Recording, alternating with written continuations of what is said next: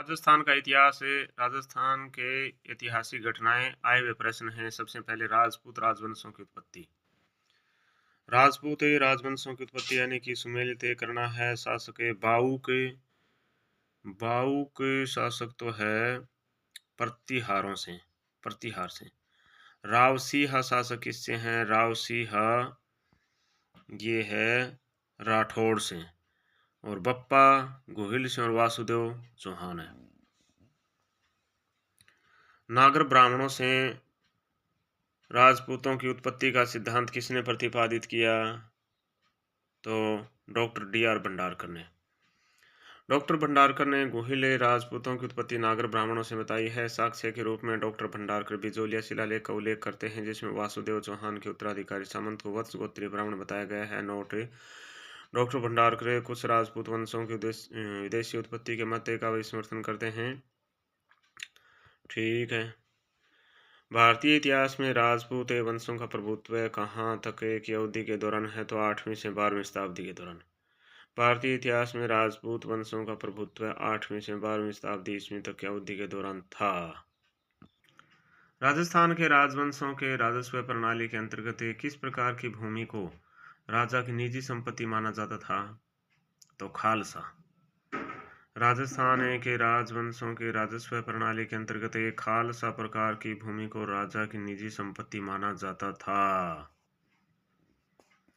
सुमेल तय कीजिए। मारवाड़, राठौड़, मेवाड़, सिसोदिया, आमेर, कछवाहा, बूंदी, हाड़ा।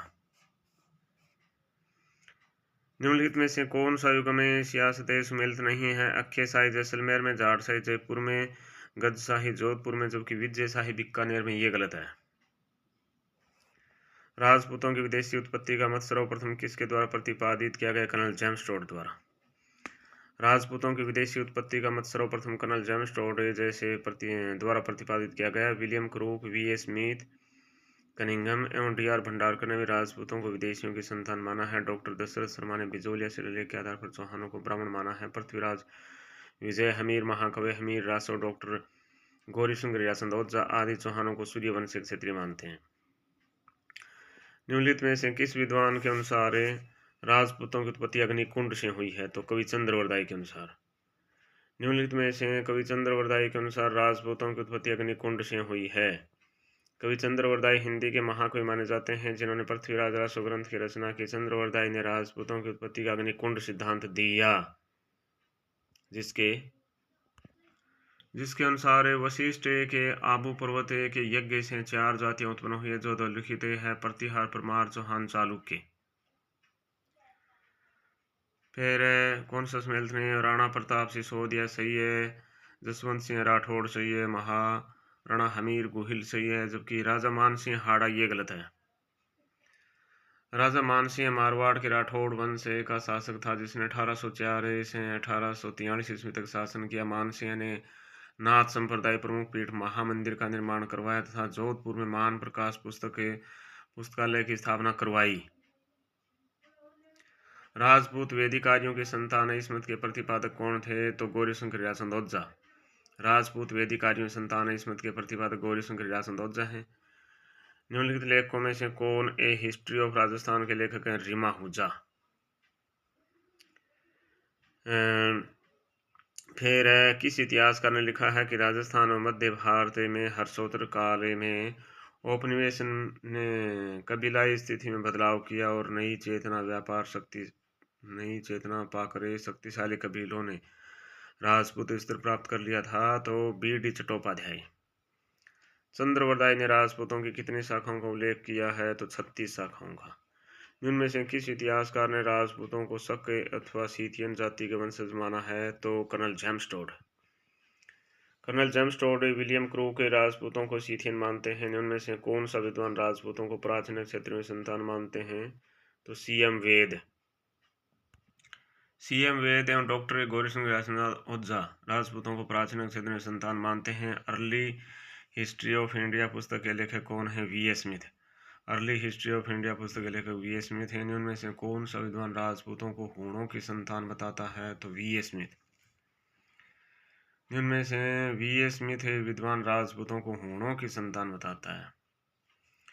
इतिहासकार वी.ए. स्मिथ ने अपनी पुस्तक अर्ली हिस्ट्री ऑफ इंडिया में लिखा है, राजपूत गुणों की संतान है। चाणक्य के अर्थशास्त्र, कालिदास बाणगंगा ने बाणभट्ट के नाटकों में राजपुत्र शब्द का प्रयोग किस संदर्भ में किया है, तो सामंतों के अर्थ में। चीनी यात्री वेनसांग ने भी राजाओं को कहीं क्षत्रिय और कहीं राजपूत लिखा है। राजपूत शब्द संस्कृत के राजपुत्र का अपभ्रंश है। वैदिक साहित्य में राजन्य शब्द का प्रयोग योद्धा वर्ग के लिए किया गया। डॉक्टर जगदीश सिंह गहलोत के अनुसार मुसलमानों के आक्रमण तक यहाँ के राजा क्षत्रिय ही कहलाते थे। मुसलमानों के समय में धीरे धीरे शासक राजाओं की जाति के लिए राजपुत्र या राजपूत शब्द काम में आने लगा। किसका कथन है कि राजपूत जाति 8वीं या 9वीं शताब्दी में एकाएक प्रकट हुई? तो वी.ए. स्मिथ है। वी.ए. स्मिथ का कथन है कि राजपूत जाति 8वीं या 9वीं शताब्दी में एकाएक प्रकट हुई। राजपूतों की उत्पत्ति के विषय में उनमें से कौन सा कथन सत्य है? कर्नल जेम्स टोड और विलियम क्रूक राजपूतों को सीथियन मानते हैं। Doctor DR. भंडारकर राजपूतों को विदेशी उत्पत्ति के मत का समर्थन करते हैं। वी.ए. स्मिथ ने अर्ली हिस्ट्री ऑफ इंडिया में लिखा है, राजपूत गुणों की संतान है। डॉक्टर गौरी शंकर यासंदोजा ने राजपूतों को विदेशियों की संतान माना, ये गलत है। डॉक्टर गौरी शंकर यासंदोजा ने तो राजपूतों को वैदिक क्षत्रियों का वंशज प्रमाणित करते हुए उन्हें प्राचीन सूर्यवंशी चंद्रवंशी क्षत्रियों से संबंधित किया है। कर्नल जेम्स टोड ने अपनी पुस्तक annals and antiquities of Rajasthan में राजपूतों की उत्पत्ति विदेशी प्रजातियों शक सीथियन से बताई है। टोड ने अश्व पूजा, अश्वमेघ, शस्त्र पूजा, सती प्रथा, बहु विवाह आदि रीति रिवाजों को विदेशी जातियों राजपूतों में सम्मान माना है। कर्नल टोड की कृति के संपादक विलियम क्रूक हैं। किस इतिहासकार का मत है कि राजपूत गुर्जरों की संतान है जो हूणों के साथ भारत आए और मध्य और पश्चिमी भारत में बस गए? तो डॉक्टर डी.आर. भंडारकर का मत है। उनमें से किस विद्वान ने राजपूतों को वैदिक क्षत्रियों का वंशज प्रमाणित करते हुए उन्हें प्राचीन सूर्यवंशियों चंद्रवंशी क्षत्रियों से संबंधित किया है? तो डॉक्टर गौरी शंकर यासंदोजा। कर्नल जेम्स टोड ने वेद व्यास के कथन के आधार पर राजपूतों को सूर्यवंशी और चंद्रवंशी मानते हैं। इनमें से किस इतिहासकार ने कुंभलगढ़ प्रशस्ति के आधार पर बप्पा रावल को आनंदपुर के ब्राह्मण वंश से संबंधित बताया है? तो डॉक्टर गोपीनाथ शर्मा। डॉक्टर गोपीनाथ शर्मा इतिहासकार ने कुंभलगढ़ प्रशस्ति के आधार पर बप्पा रावल को आनंदपुर के ब्राह्मण वंश से संबंधित बताया है। डॉक्टर गोपीनाथ शर्मा बप्पा रावल को ब्राह्मण वंश से संबंधित बताया है। डॉक्टर दशरथ शर्मा ने परमारों को ब्राह्मण वंशीय मानते हैं। Doctor DR. भंडारकर चौहानों को वत्सगोत्री ब्राह्मण मत आते हैं, बिजोलिया शिलालेख के आधार पर। समिथ, रसेल और क्रूक ने किस मत के अर्थ में गोड, भरे और खरबार जैसी जनजातियों द्वारा राजपूत या क्षत्रिय स्तर प्राप्त करने का उल्लेख किया है? और ऐसी ही जनजातीय उत्कर्ष से उन्होंने चंदेलों और गहड़वालों की उत्पत्ति बताई है? तो जातूत्कर्ष और जातुपकर्ष का मत। मेवाड़ गोहिल वंश से आहड़ के वराह मंदिर का निर्माण किसने करवाया? तो अल्लट ने। अल्लट हूण राजकुमारी से विवाह किया। आहड़ को अपनी दूसरी राजधानी बनाया। अल्लट ने मेवाड़ में सबसे पहले नौकरशाही का गठन किया। अल्लट ने आहड़ में वराह मंदिर का निर्माण करवाया। फिर गोहिल वंश ने मुख्यतः कहाँ शासन किया? तो मेवाड़ में किया।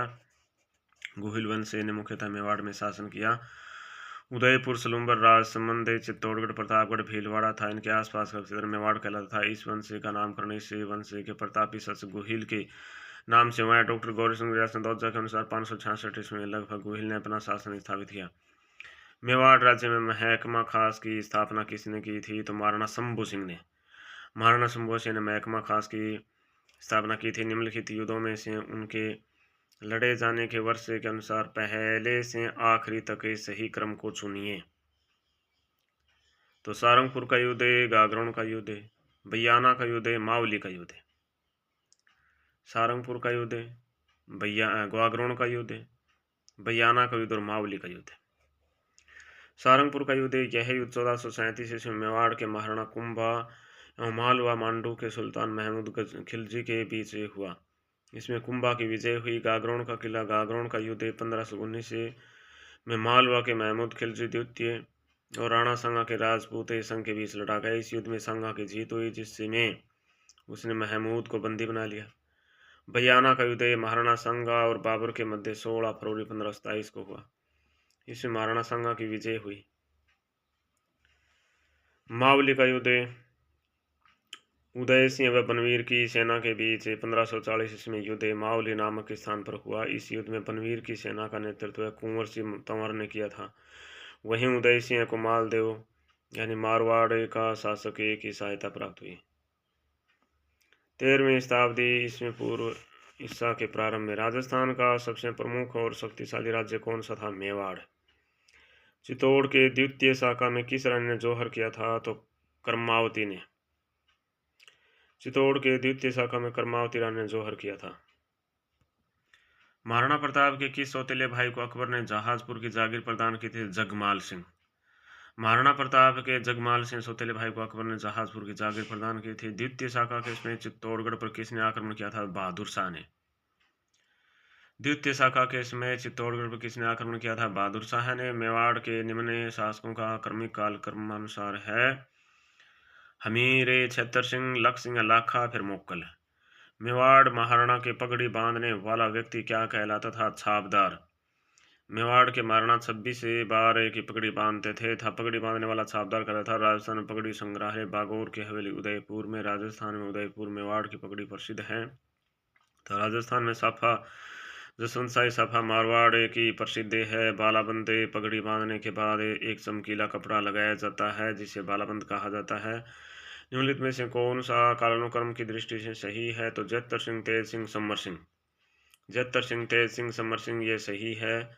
मेवाड़ के राज चिन्ह में अंकित है क्या? राजपूत और भील। मेवाड़ के राज चिन्ह में अंकित है राजपूत, भील। निम्नलिखित में से किस राजवंश ने 7वीं शताब्दी से 16वीं शताब्दी ईस्वी तक चित्तौड़गढ़ किले पर शासन किया? तो सिसोदिया। मेवाड़ के गोहिल वंश के कुल देवता कौन है? एकलिंग जी। मेवाड़ के किस शासक को पितृहंता शासक कहा जाता है? तो उद्दा को। राजस्थान का कौन सा पूर्व राजवंश शैव परंपरा का निर्वहन करता है? तो सिसोदिया। निम्न में से किसने मेवाड़ के गोहिलों को ईरान के बादशाह नौशेखा के वंश से उत्पन्न होना लिखा है? तो अबूल फजल ने। इनमें से अबूल फजल ने मेवाड़ के गोहिलों को ईरान के बादशाह नौशेखा के वंश से उत्पन्न होना लिखा है। अबूल फजल ईरान के बादशाह नौशेखा के वंश से उत्पन्न है। कर्नल टॉड वल्लभी के शासक के वंश से संबंधित है। राजा श्यामलदास वल्लभी सिंह डी.आर. भंडारकर आहड़ लेख के अनुसार ब्राह्मण माना। कुंभलगढ़ प्रशस्ति व एकलिंग महात्म्य आनंदपुर के ब्राह्मण वंश से संबंध। नैन सिंह डॉक्टर गोपीनाथ शर्मा ब्राह्मण वंश। उपरोक्त सभी विचारकों ने गोहिलों की उत्पत्ति के अनेक मत दिए हैं।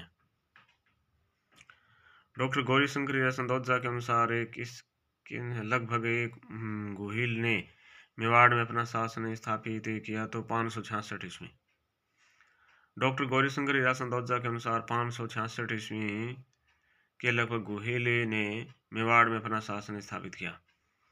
गोहिल ने 566 ईस्वी में शासन स्थापित किया। सील, अपराजित, भर्तृभट्ट, अल्लट, नरवाहन, शक्ति कुमार, विजय सिंह आदि गोहिल के उत्तराधिकारी हुए। गोहिल के बाद मेवाड़ का प्रतापी शासक बप्पा हुआ। हुरडा किस रियासत में स्थित था? तो हुरडा मेवाड़ में। बप्पा रावल यानी कि 8वीं शताब्दी मेवाड़ में एकलिंग जी मंदिर का निर्माण किसने करवाया? तो बप्पा रावल ने करवाया। बप्पा रावल ने मेवाड़ में 8वीं शताब्दी में एकलिंग मंदिर का निर्माण करवाया।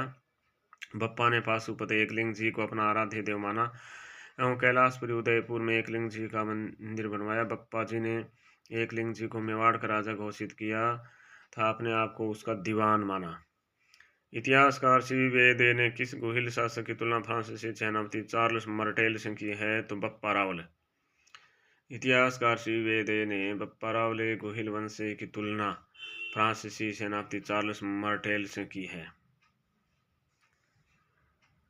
उदयपुर स्थित है एकलिंग जी मंदिर का निर्माण किस महाराणा के समय हुआ? तो बप्पा रावल के समय।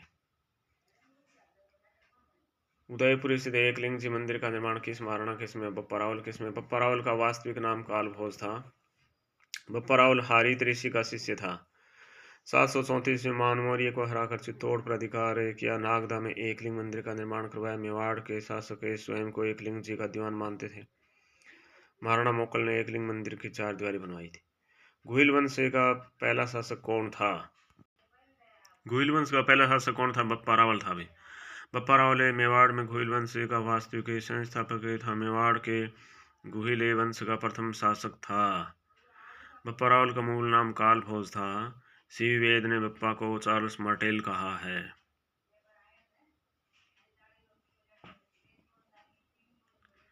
कुंभलगढ़ प्रशस्ति 1460 से बप्पा रावल को बताया गया है क्या?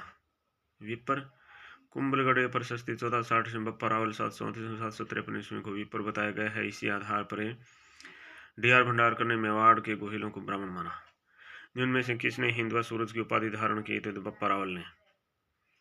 बप्पा रावल ने हिंदवा सूरज की उपाधि धारण की थी। इसी कारण गोहिल वंश के शासक स्वयं को हिंदवा सूरज कहते थे। फिर राज प्रशस्ति के अनुसार किस शासक ने 734 में चित्तौड़ के शासक मानमोरी को परास्त कर उस पर अधिकार किया? तो बप्पा रावल। बप्पा रावल ने मानमोरी को परास्त कर मेवाड़ पर अधिकार किया था। बप्पा की राजधानी नागदा। बप्पा रावल का मंदिर बप्पा रावल की समाधि नागदा में स्थित है। घुइल वंश के कुल देवता एकलिंग जी के मंदिर का निर्माण किसने करवाया? तो बप्पा रावल ने करवाया था। फिर बप्पा रावल ने कैलाशपुरी में एकलिंग जी लकुली से मंदिर का निर्माण करवाया। गौरी शंकर या संदोजा के अनुसार बप्पा का वास्तविक नाम कालभोज था। बप्पा कालभोज की उपाधि थी। 115 ग्रेन का बप्पा का सोने का सिक्का भी प्राप्त हुआ है। वीर विनोद के रचनाकार कविराज श्यामलदास ने लिखा है कि बप्पा किसी व्यक्ति का नाम नौकर खिताब है। 877-926 ईस्वी के बीच किस शासक ने मेवाड़ की शक्ति को पुनर्स्थापित किया? तो खुमान तृतीय। 877-926 ईस्वी के बीच खुमान तृतीय शासक ने मेवाड़ की शक्ति को पुनर्स्थापित किया। फिर खुमान प्रथम द्वारा अरब आक्रमणकारियों को परास्त करने का उल्लेख मिलता है। खुमान प्रथम के उत्तराधिकारी मत्तटे भर्तृहरि सिंह खुमान द्वितीय एवं सहायक कमजोर सिद्ध हुए। अच्छा, ये छोड़ो। किसने राष्ट्रकूटों की सहायता से परमारों को परास्त किया? तो अल्लट ने।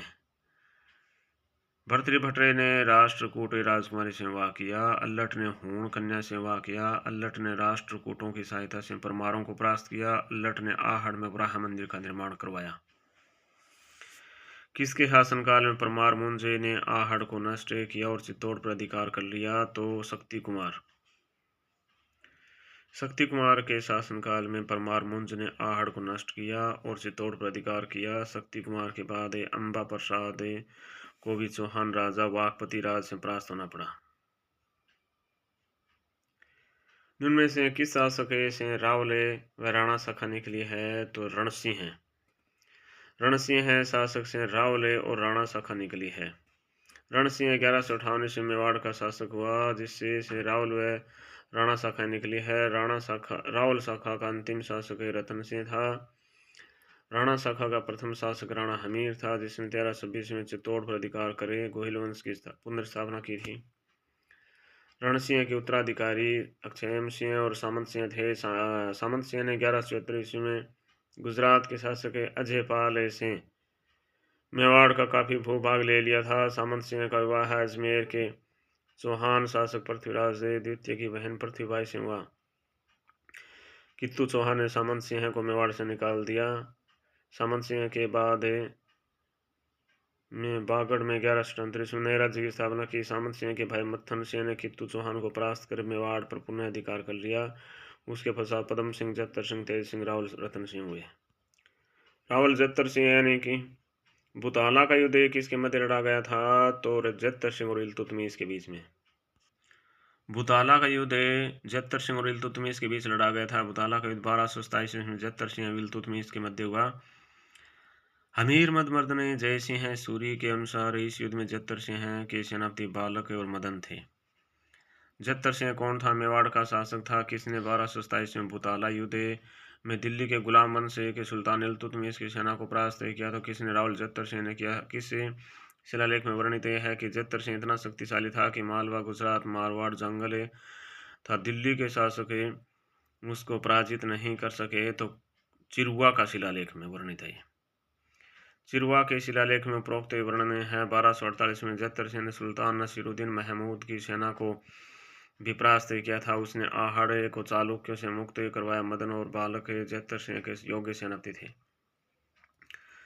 जिनमें से किस सेनापति ने परमारों से चित्तौड़ सिनकरू से राजधानी बनाया और 1227 में चित्तौड़ इल्तुतमिश की सेना को परास्त किया? तो रावल जत्तर सिंह है। राहुल जत्तर सिंह शासक ने परमारों से चित्तौड़ सिंध को उसे राजधानी बनाया और 1227 ईस्वी में सुल्तान इल्तुतमिश की सेना परास्त किया। 1227 में बुताला के युद्ध में दिल्ली के गुलाम वंश के सुल्तान इल्तुतमिश की सेना को मेवाड़ शासक राहुल जत्तर सिंह ने पराजित किया। जय सिंह सूरी के ग्रंथ हमीर मंदवर्धन में इस युद्ध का उल्लेख है। इस ग्रंथ में हमीर शब्द का प्रयोग इल्तुतमिश के लिए किया गया है। फिर तेज सिंह ने उनमें से किसने चित्तौड़गढ़ में श्याम पार्श्वनाथ मंदिर का निर्माण करवाया था? तो राहुल तेज सिंह पत्नी जत्तल देवी ने। तेज सिंह की पत्नी जत्तल देवी ने चित्तौड़गढ़ में श्याम पार्श्वनाथ मंदिर का निर्माण करवाया था। उनमें से किसके शासनकाल में 1260 ईस्वी में आहड़ में करमचंद्र द्वारा राजस्थान का ताड़पत्र पर चित्रित प्रथम ग्रंथ श्रावक प्रतिक्रमण सूत्र चूर्णी चित्रित किया गया? तो राहुल तेज सिंह।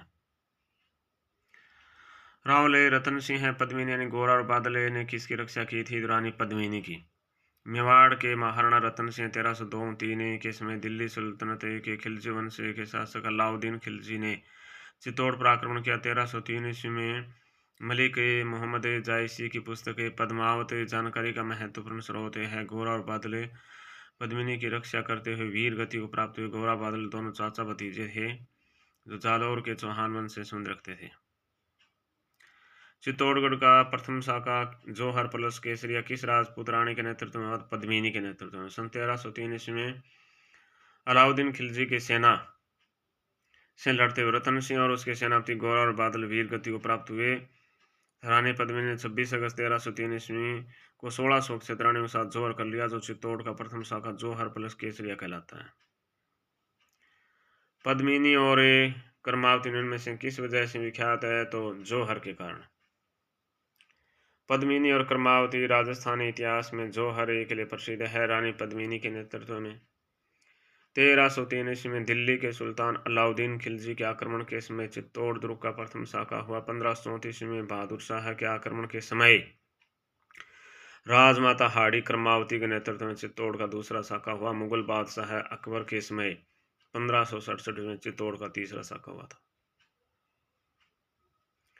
उस व्यक्ति का नाम था जिसे रतन सिंह ने अपने दरबार से निकाल दिया था। बाद में वह अलाउद्दीन खिलजी की शरण में चला गया। तो चेतन राघव है। रानी पद्मिनी किस शासक की पत्नी थी? रानी पद्मिनी तो राणा रतन सिंह की पत्नी थी भाई। अलाउद्दीन के चित्तौड़ आक्रमण के समय में से कौन युद्ध का साक्षी था? तो हजरत अमीर खुसरो। अलाउद्दीन ने चित्तौड़ आक्रमण के समय अमीर खुसरो साथी थे, जिन्होंने अपने ग्रंथ तारीख अल्लाई खजाइनुल फुतूह में इस आक्रमण का आंखों देखा वर्णन लिखा है। अलाउद्दीन ने चित्तौड़ का प्रशासक किसे नियुक्त किया था? तो खिज्र खां को। अलाउद्दीन ने अपने पुत्र खिज्र खां को चित्तौड़ का प्रशासक नियुक्त कर चित्तौड़ का नाम खिजराबाद कर दिया था। निम्न में से किस अभिलेख में चित्तौड़ का नाम खिजराबाद कर दिया गया है? तो दाई भी पीर की दरगाह है। दाई पीर की दरगाह है चित्तौड़ के लेख में चित्तौड़ का नाम खिजराबाद मिलता है। खिज्र खां 1311 ईस्वी तक चित्तौड़ में रहा और बाद में उसकी जगह है किसे चित्तौड़गढ़ का प्रशासक नियुक्त किया? तो मुछाला मालदेव। 1311 ईस्वी तक खिज्र खां चित्तौड़ में रहा था। उसके बाद जालौर के कानड़ देव के भाई मुछाला मालदेव को चित्तौड़ का प्रशासक नियुक्त किया गया। गोहिल वंश की रावल शाखा का अंतिम शासक कौन था? राहुल रतन सिंह था। राहुल रतन सिंह मेवाड़ के गोहिल वंश की रावल शाखा का अंतिम शासक था। निम्न में से किस पुस्तक में अलाउद्दीन खिलजी के चित्तौड़ पर आक्रमण का कारण राहुल रतन सिंह पत्नी पद्मिनी को प्राप्त करना बतलाया है? तो पद्मावत। 1540 में मलिक मोहम्मद जायसी ने पद्मावत पुस्तक लिखी थी। सिसोदिया शाखा का संस्थापक राणा हमीर। निम्नलिखित में से कौन सिसोदिया वंश के पूर्वज बने थे? तो राणा हमीर। हमीर ने किसी युद्ध में मोहम्मद बिन तुगलक को परास्त किया था? सिंगोली के युद्ध में।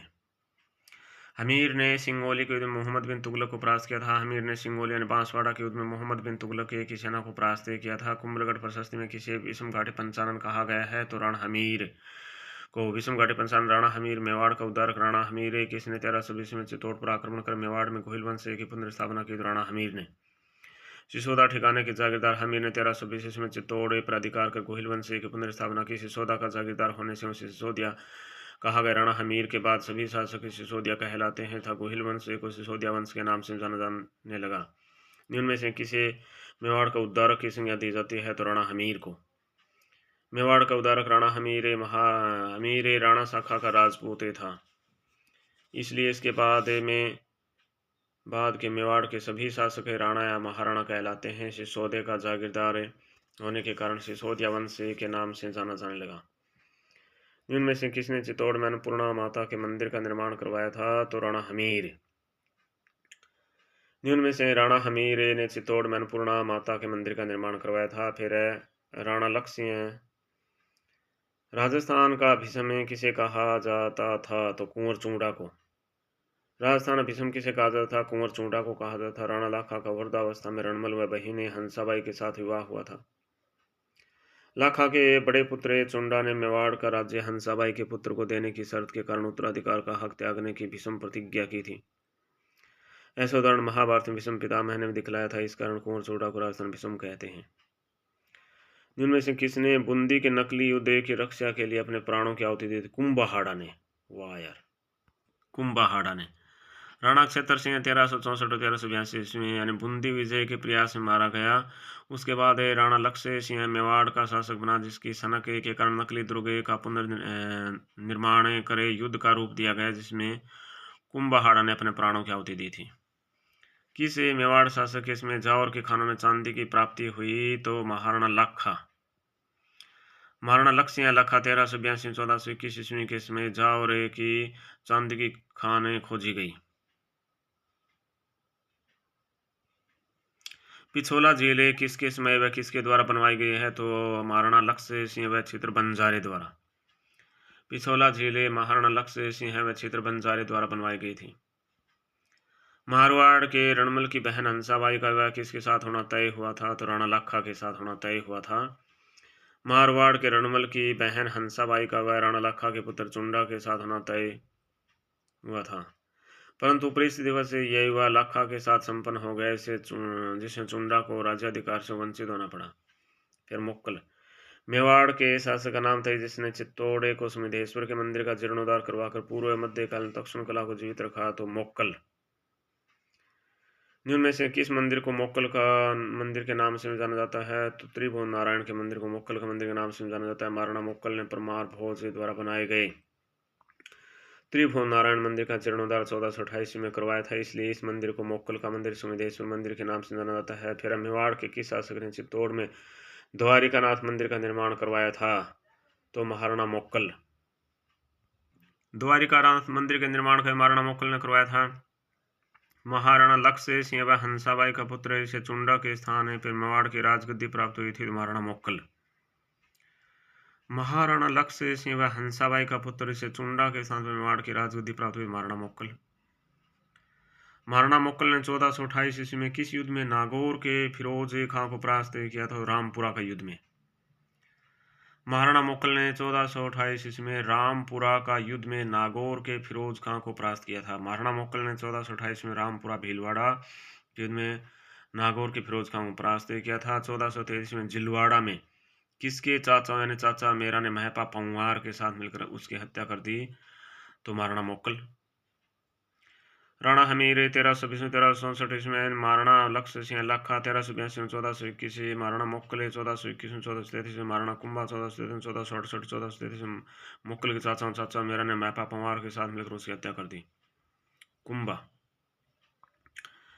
मालवा के किस शासक को परास्त करे कुंभा ने कीर्ति स्तंभ का निर्माण करवाया था? तो महमूद खिलजी प्रथम।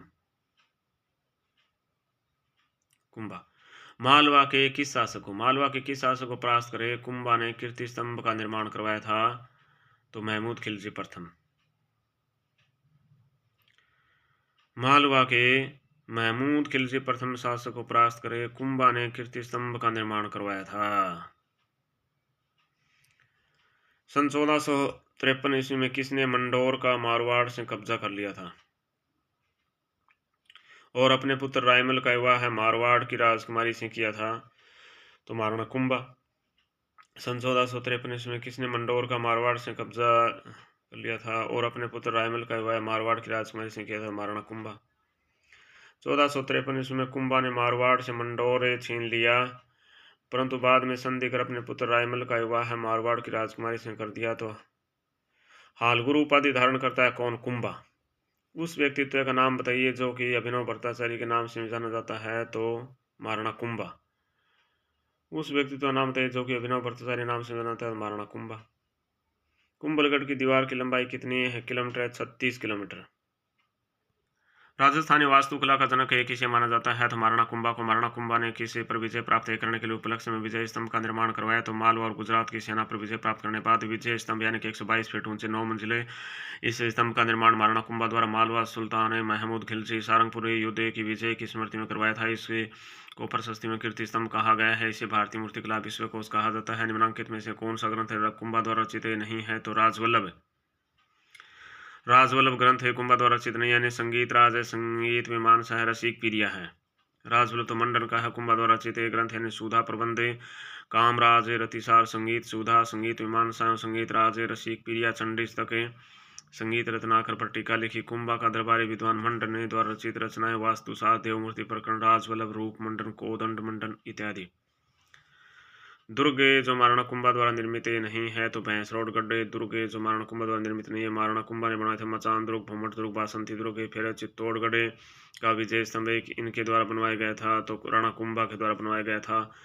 महाराणा कुंभा द्वारा सारंगपुर के 1437 में महमूद खिलजी पर विजयी होने के उपलक्ष्य में चित्तौड़गढ़ दुर्ग में विजय स्तंभ या कीर्ति स्तंभ का निर्माण करवाया गया था। विजय स्तंभ 9 मंजिला इमारत है जिसके वास्तुकार जेता पुंजा पोम्मा नाप्पा है। 9 मंजिल के विशाल कीर्ति स्तंभ को राणा कुंभा ने अपने किस उपास्य देव को समर्पित किया था? तो विष्णु को।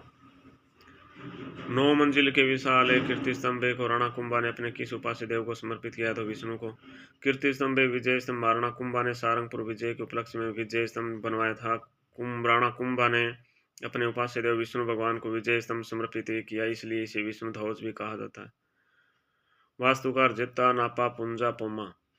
इसकी तीसरी मंजिल में 9 बार अरबी भाषा में अल्लाह लिखा हुआ है। महाराणा कुंभा के शासनकाल में चित्तौड़ का वास्तुकार कौन था? मंडन। कुंभा को राजस्थान की स्थापत्य कला का जनक माना जाता है।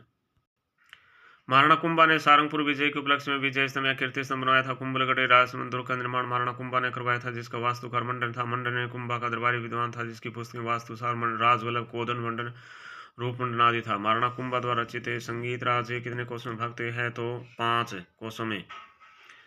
महाराणा कुंभा के शासनकाल में दिल्ली सल्तनत में किस राजवंश का शासन था? तो सैयद लोधी वंश। महाराणा कुंभा का शासनकाल 1433 1467 में दिल्ली सल्तनत के 5 वंश गुलाम वंश 1206 1290 इसमें, खिलजी वंश 1290 1320, तुगलक वंश 1320 1444, सैयद वंश 1451, लोधी वंश 1451 1520। राणा कुंभा को निम्न वाद्य यंत्रों में किस में दक्षता हासिल थी? तो वीणा में। कुंभा एक अच्छा संगीतकार था जो वीणा वादन में दक्ष था। कुंभा के संगीत गुरु सारंग व्यास हैं। कुंभा की बेटी रमाबाई भी संगीत में रुचि रखती थी जिसे वागीश्वरी की संज्ञा दी गई है। निम्न में से कौन सा विद्वान कुंभा के दरबार में नहीं था? तो कुंभा के दरबार में मुनि जिन विजय सूर्य नहीं था। चित्तौड़गढ़ दुर्ग में स्थित है किस मंदिर का निर्माण महाराणा कुंभा ने नहीं करवाया था? कुंभ स्वामी मंदिर, श्रृंगार चौरी मंदिर, मीरा मंदिर बनाया था, अद्भुत जी मंदिर नहीं बनवाया। मेवाड़ शासक रायमल ने चित्तौड़गढ़ दुर्ग में अद्भुत जी के मंदिर का निर्माण करवाया था। किस शासक को मेवाड़ के 32 दुर्गों के निर्माण का श्रेय दिया जाता है? तो राणा कुंभा। राणा कुंभा शासक को मेवाड़ के 32 दुर्गों के निर्माण का श्रेय दिया जाता है। महाराणा कुंभा को मेवाड़ के 32 दुर्गों के निर्माण का श्रेय दिया जाता है। कविराज श्यामलदास के ग्रंथ वीर विनोद के अनुसार कुंभा ने मेवाड़ के 84 दुर्गों में से 32 दुर्गों का निर्माण करवाया। इनका शासनकाल 1468 ईस्वी तक माना जाता है। इनके पिता राणा मोक्कल एवं माता सौभाग्य देवी परमार थी। मालवा के किस सुल्तान को राणा कुंभा ने कई बार पराजित किया था? तो महमूद खिलजी को, यानी कि मालवा के सुल्तान मोहम्मद खिलजी को राणा कुंभा ने कई बार पराजित किया था। मेवाड़ महाराणा कुंभा मालवा के सुल्तान मोहम्मद खिलजी के मध्य हुए प्रमुख युद्ध सारंगपुर का युद्ध मध्य प्रदेश 1437 में हुए। इस युद्ध में मोहम्मद खिलजी को परास्त कर उसको 6 माह बंदी रखा और बाद में राज्य सौंपते रिहा कर दिया। इस विजय स्तंभ में कुंभा ने चित्तौड़गढ़ दुर्ग में कीर्ति स्तंभ विजय स्तंभ का निर्माण करवाया था। फिर बदनौर बैराठ गढ़ युद्ध ब्यावर में 1457 से मोहम्मद खिलजी को पुनः पराजित किया। इस विजय स्मृति महाराणा कुंभा ने बदनौर ब्यावर में कुशाल माता मंदिर का निर्माण करवाया था। राजगुरु, दानगुरु, हालगुरु, परमगुरु नामक उपाधियां किस शासक की थी? राणा कुंभा की। महाराणा कुंभा से संबंधित नीचे दिए गए कथन पढ़िए, यानी कि महाराणा कुंभा ने विजय स्तंभ का निर्माण करवाया था। कथन सही है। महाराणा कुंभा ने कुंभलगढ़ दुर्ग का निर्माण नहीं करवाया, ये गलत है। इनमें से किसने मेवाड़ में राठौड़ों का प्रभाव समाप्त करे मेवाड़ी सामंतों का विश्वास और जीत किया? तो महाराणा कुंभा। महाराणा लक्ष्य सिंह है किसमें? मारवाड़ के रणमल की बहन हंसाबाई का विवाह है लक्ष्य सिंह के बड़े पुत्र चुंडा से होना तय हुआ, परंतु परिस्थिति वजह यह विवाह चुंडा से न होकर लाखा से हुआ था। यह तय हुआ कि राणा लाखा हंसाबाई से उत्पन्न संतान ही मेवाड़ की राजगद्दी पर बैठेगी, जिससे हंसाबाई का पुत्र मोकल महाराणा बना। इसमें राठौड़ों की दखलें मेवाड़ में बनी रही। महाराणा कुंभा ने अपने सूझबूझ से मेवाड़ की आंतरिक स्थिति को सुदृढ़ किया और मारवाड़ के राठौड़ों का प्रभाव समाप्त किया। किस शिलालेख के अनुसार महाराणा कुंभा ने सारंगपुर, नागौर, गागरोन, नारायणा, अजयमेरू, मंडौर, मांडलगढ़, बूंदी व आबू पर अधिकार कर राज्य का विस्तार किया? रणकपुर का शिलालेख में। महाराणा कुंभा के समय मेवाड़ व गुजरात के मध्य युद्ध का प्रमुख कारण क्या था? नागौर के उत्तराधिकार को लेकर था।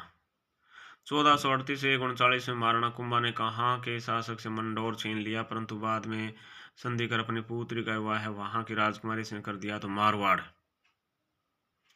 1438 को 39 में महाराणा कुंभा ने मारवाड़ से मंडौर छीन लिया, परंतु बाद में संधि कर ली अपने पुत्र रायमले का विवाह मारवाड़ की राजकुमारी के साथ कर दिया था। बाबर ने अपनी आत्मकथा में मेवाड़ के किस शासक का उल्लेख किया? महाराणा कुंभा।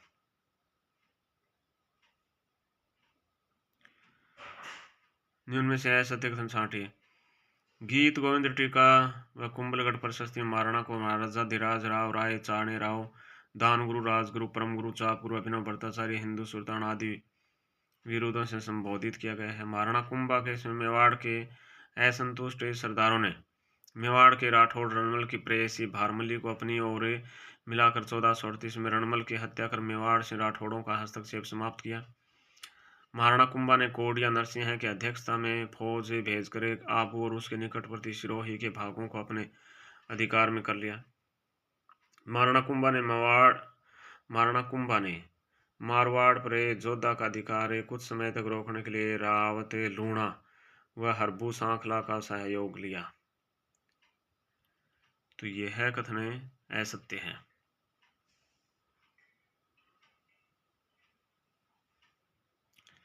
महाराणा कुंभा द्वारा मांडू के सुल्तान महमूद खिलजी को पराजित करने का तात्कालिक कारण कौन सा था? महाराणा मोक्कल की हत्या करने वाले चाचा मेरा महाराणा खेता की उपपत्नी के पुत्र की सहायता करने वाले सरदार महपा पंवार एक्का को मांडू के सुल्तान ने अपने राज्य में शरण दी। चाचा मेरा और उसका पुत्र एक्का दक्षिणी के पहाड़ों में छिपे और वहां पर उन्होंने भीलों को उकसाकर अपनी ओर मिला लिया, जिससे मेवाड़ को खतरा हो सकता था। फिर किस ग्रंथ में उल्लेखित है कि महाराणा कुंभा ने सारंगपुर के युद्ध में विजय प्राप्त करने पर अपने आराध्य देव विष्णु के निमित्त एक कीर्ति स्तंभ को बनाया और महमूद को 6 महीने तक कैद में रखकर स्वतंत्र कर दिया गया? तो नैणश्री ख्यात व वीर विनोद में। 1433 में सुल्तान महमूद शाह ने सारंगपुर की पराजय का बदला लेने के लिए कुंभलगढ़ को घेर लिया और जिससे मेवाड़ पर का कौन सा सरदार शहीद हुआ? तो दीप सिंह। किस लेखक के अनुसार महमूद ने 1437 ईस्वी से लेकर 1456 ईस्वी तक मेवाड़ पर 5 बार आक्रमण किया? फरिश्ता। नागौर के उत्तराधिकार संघर्ष में महाराणा कुंभा की सहायता से कौन नागौर का स्वामी बना? तो शम्स खां। गुजरात के शासक सुल्तान कुतुबुद्दीन के पास मांडू के शासक महमूद खिलजी ने अपना दूत महाराणा कुंभा के विरुद्ध भेजा, ताज खां। राणा कुंभा की हत्या हुई कहाँ? कुंभलगढ़ में। महाराणा कुंभा की लिखित कृतियां कौन कौन सी है? तो यानी कि सुधा प्रबंध और चंडीस्तक है।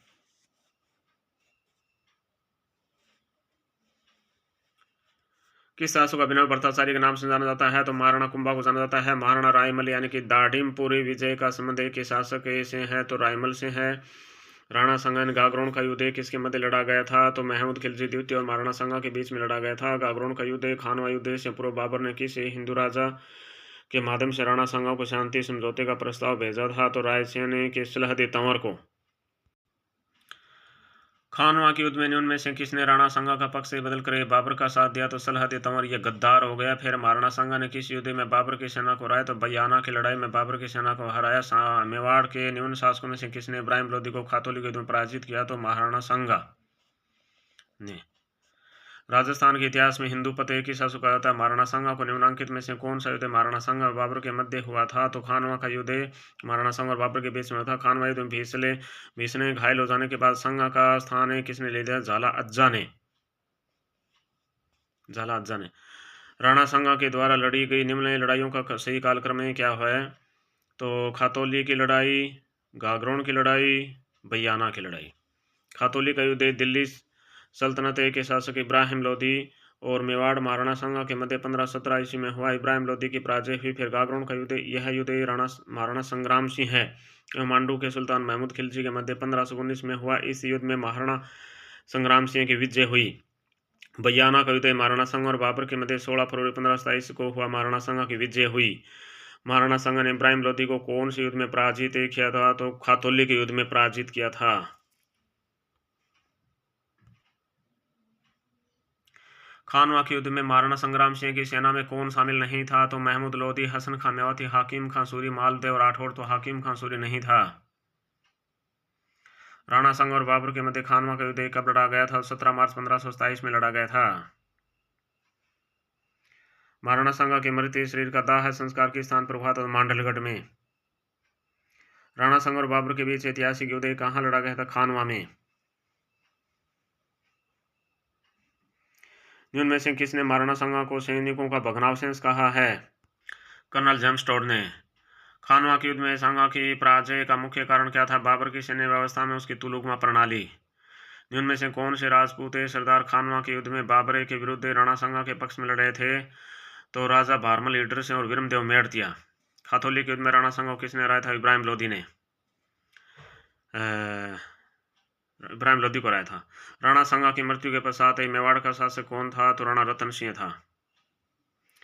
फिर महाराणा विक्रमादित्य यानी राणा रतन सिंह मृत्यु के पश्चात मेवाड़ का शासक कौन बना था? तो राणा विक्रमादित्य बना था। फिर चित्तौड़ की किस रानी ने बादशाह हुमायूं से मदद मांगी थी? रानी कर्मावती ने मदद मांगी थी।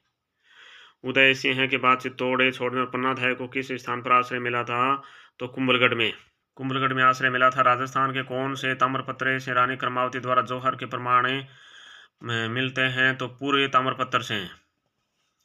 फिर महाराणा उदय सिंह पन्नाधाय ने किसके जीवन को बचाया था? तो राणा उदय सिंह के जीवन को बचाया था। पन्नाधाय का जन्म कहाँ हुआ था? पांडोली चित्तौड़ में हुआ था। पन्नाधाय ने अपने ही बेटे के जीवन का बलिदान देकर किस राजकुमार की जान बचाई थी? तो उदय सिंह की। मेवाड़ के उस महाराणा का नाम उल्लेख कीजिए जिसने मालवा के शासक बाज बहादुर को शरण प्रदान की थी? तो महाराणा उदय सिंह है। किस मुगल शासक ने चित्तौड़ विजय के उपरांत मेवाड़ में सिक्का एलसी जारी किया था? तो अकबर ने चित्तौड़ के दुर्ग पर अधिकार कब किया था? तो 25 फरवरी 1568 ईस्वी में। अकबर ने चित्तौड़ के दुर्ग पर अधिकार कब किया था? 25 फरवरी 1568 ईस्वी में। अकबर ने राणा उदय सिंह को ढूंढने के लिए किसी गिरवा की पहाड़ी में भेजा था? तो हुसैन कुल्ली खां। अकबर ने राणा उदय सिंह को ढूंढने के लिए किसी गिरवा की पहाड़ी में भेजा था? हुसैन कुल्ली खां को। चित्तौड़गढ़ का तीसरा शाखा कब हुआ था? 1568 ईस्वी में, 24 फरवरी 1568 को, फूल कंवर के नेतृत्व में। महाराणा प्रताप की छतरी कहाँ स्थित है? तो बांडोली में स्थित है। बांडोली में स्थित है। मेवाड़ के राज चिन्ह में एक ओर भील और दूसरी ओर राजपूत के अंकन की प्रथा किस मेवाड़ शासक के काल में प्रारंभ हुई? तो प्रताप।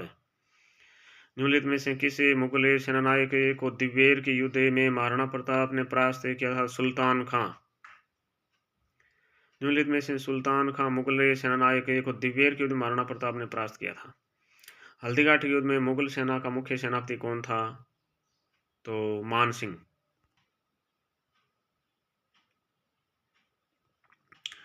किस इतिहासकार ने हल्दीघाटी युद्ध को गोगुंदा के युद्ध के नाम से पुकारा है? तो अब्दुल कादिर बदायूनी ने।